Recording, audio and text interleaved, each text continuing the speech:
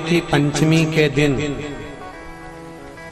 देवाधिदेव महादेव पर चढ़ाई गई शमी पत्र, उस शमी पत्र में जया, विषहरा, शामली वारी, दौतली और देव, ये पांचों कन्याओं का भाव प्रकट हो जाता है और वो कन्याएं हमारे घर के द्वार की रक्षा करती हैं। तुम्हारे घर की बहन बेटी क्या करती है? तुम्हारे घर की बहन बेटियां क्या करती हैं? घर में बहन बेटी आती हैं तो बद्दुआ देकर नहीं जाती। घर में कन्याएं रहती हैं, बद्दुआ नहीं देती। घर की बेटियां जब दरवाजा छोड़कर शादी कर वाले दिन, विदाई के दिन अगर जाती भी हैं तो बेटियां हाथ में धान भरकर फेंक कर जाती हैं कि मेरा मायका खूब फले फूले, आगे बढ़े। छापे लगाकर चली जाती हैं कि हमने हमारी जीवन की सारी दौलत, जीवन का सारा सुख अपने मायके में दे दिया है। वो बेटियां होती हैं। तो जया, विषहरा, शामली वारी, दौतली, देव, ये उस घर में निवास करती हैं जिससे ये घर में हम रक्षा कर सकते, रक्षा कर सकते। की पंचमी के दिन देवाधिदेव महादेव पर चढ़ाई गई शमी पत्र,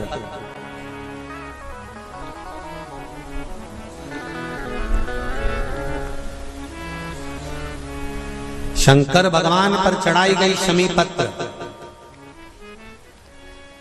आस्तिक मुनि का नाम लेकर, कौन से मुनि? आस्तिक मुनि का नाम लेकर शमी पत्र को वापस उठाकर उसको अपने दरवाजे की चौखट पर कहीं पर भी या द्वार पर कहीं पर भी एक ओर रख देने पर घर के अंदर, बगीचे के अंदर सर्प प्रवेश नहीं करता। ध्यान रखिए, सर्प प्रवेश नहीं करेगा। शमी पत्र समर्पित करने पर, उस शमी पत्र को आस्तिक मुनि का स्मरण करने, कौन से मुनि है? आस्तिक मुनि का स्मरण करने पर भीतर घर के अंदर बगीचे में सर्प भी प्रवेश नहीं। जब हम कावड़ का डंडा लेकर 2 लोटे उसमें बंधे हुए हैं, कई लोग कावड़ का डंडा भी नहीं रखते, 2 लोटे ही ले लेते। कई लोग गले में पानी की 2 बॉटल ही लटका लेते हैं।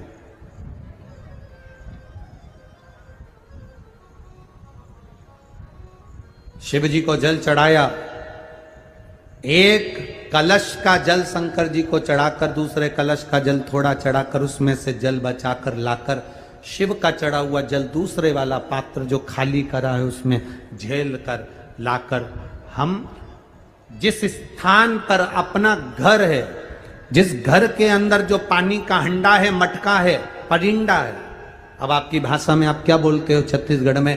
जहां पानी भरते हो रसोई घर में, हंडा भरते हो, मटका भरते हो, पानी की बाल्टी, हंडा, जहां रसोई घर के अंदर पीने का पानी रखते हो, उस स्थान पर जब हम कावड़ का जल लेकर आते हैं, थोड़ा सा उसको एक कटोरी में 2 दिन तक उस कावड़ के जल को एक कटोरी में उस पानी के हंडे के पास रखते हैं और एक घी का दीप हमें 2 दिवस तक रोज शाम के समय लगाना चाहिए। क्यों? उससे हमारे गए हुए जो पित्र हैं, पूर्वज हैं, वो जहां पर भी होते हैं उनकी मुक्ति तो होती ही है, साथ में वो हमको आशीर्वाद देते हैं, दूधो नहाओ पूतो फलो, और जीवन का आनंद सुख पा। ये हमारे पूर्वजों का फल हमें प्राप्त हो जाता।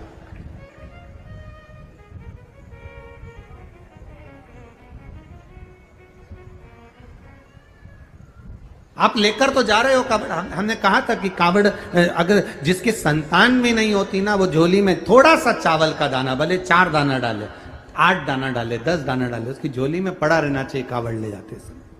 पड़ा।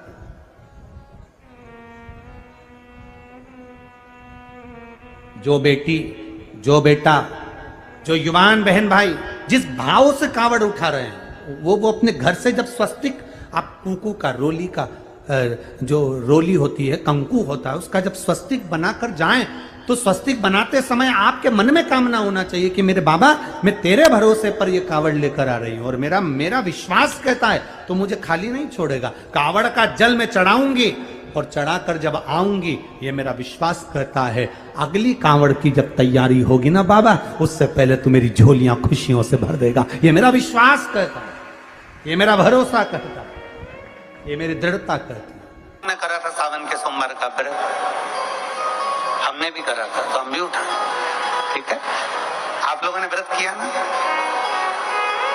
अब आप में से और हम में से कई माताएं बहन भाई ऐसे होंगे जो व्रत करे होंगे, तो उन्होंने एक टाइम फलाहार किया होगा, एक टाइम जम के बोलो भोजन किया होगा।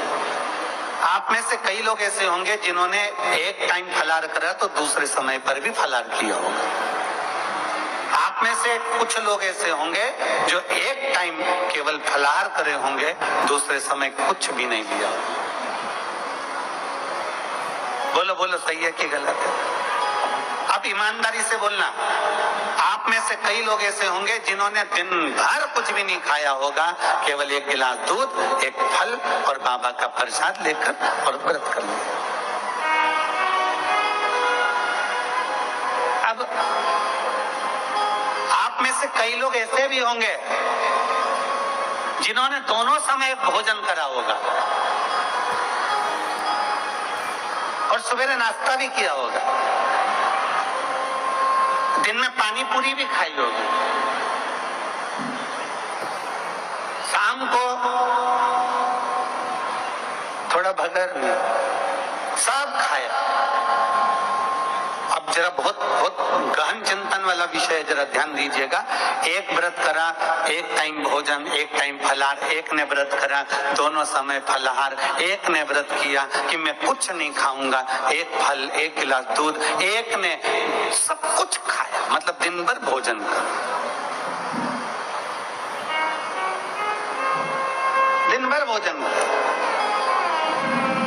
अब जो एक समय फलाहार कर रहा है वो भी शंकर का भगत है, जो एक दोनों समय फलाहार कर रहा है वो भी शिव का भगत है, जो एक फल ले रहा है और एक गिलास दूध ले रहा है वो भी शिव का भगत है, और जो दोनों समय भोजन कर रहा है वो भी शिव का भगत है।